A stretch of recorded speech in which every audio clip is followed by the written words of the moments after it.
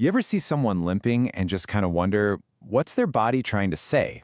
Well, that change in how they walk, it's not just a sign they're hurt. Nope, it's actually a fascinating story about protection and adaptation. So let's decode what's really going on. I mean, it's something we've all done, right? You twist your ankle, stub a toe, and boom, instantly, your walk is completely different. But why? Is that just a sign of weakness? Or is there something way, way smarter happening just beneath the surface? And that right there is the key. A limp isn't your body failing. It's your body's clever, totally subconscious strategy to keep you moving while also protecting itself from any more damage. It's a brilliant built-in safety feature. Okay, so this protective walk actually has a clinical name, and once you understand it, it's the key to figuring out exactly what the body is up to. It's called an antalgic gait, and just like the definition says, this isn't random at all. It's a very specific pattern that your body adopts to avoid pain. You can almost think of it like your brain is rewriting the rules of walking on the fly, all to minimize hurt and keep you safe. And get this, the name itself is a huge giveaway. If you break it down, ant means against, and algic comes from alga, which means pain. So antalgic literally just means against pain. It's an anti-pain walk. Pretty simple when you put it like that, huh? So where does the pain that kicks off this whole anti-pain walk usually come from? Well, it can start in a few key places in your lower body. The source can really be almost anywhere in that chain of movement.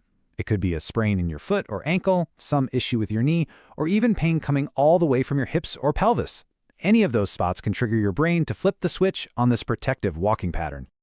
All right, now for the really cool part. Once you know what you're looking for, an antalgic gait is actually surprisingly easy to spot. It has some very specific, observable tells. So the single biggest giveaway, the secret to identifying it, isn't about how the leg swings in the air. It's all about how long it stays on the ground. It comes down to something called the stance phase. And this right here reveals the whole trick. On the painful leg, the stance phase, that's the time the foot is on the ground bearing your weight, is cut way short. Your body's basically saying, nope, get off that leg, quick. And to make up for it, the stance on your healthy leg becomes longer because it has to take on all the extra work and keep you stable. Another really clear sign is just speed. You know, a normal walking pace is usually somewhere between 90 and 120 steps per minute. But with an antalgic gait, the whole operation slows way down. The overall speed often drops below 90 steps a minute, all to protect that injured area.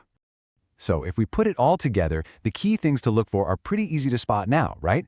You've got that shorter time spent on the painful leg, a much slower walking speed overall, and a lot of times you'll see this really instinctive gesture, like a hand moving to guard or support the area that hurts. When you put all these pieces together, it gives you a whole new appreciation for what a simple limp really is. So the big takeaway here is this. An antalgic gait is not a flaw. It's not a failure. It is an incredibly smart and efficient adaptation. It's your body's own temporary, self-designed strategy to let you keep moving around while also giving itself the space and protection it needs to heal. It's pretty amazing. Kind of makes you think, doesn't it?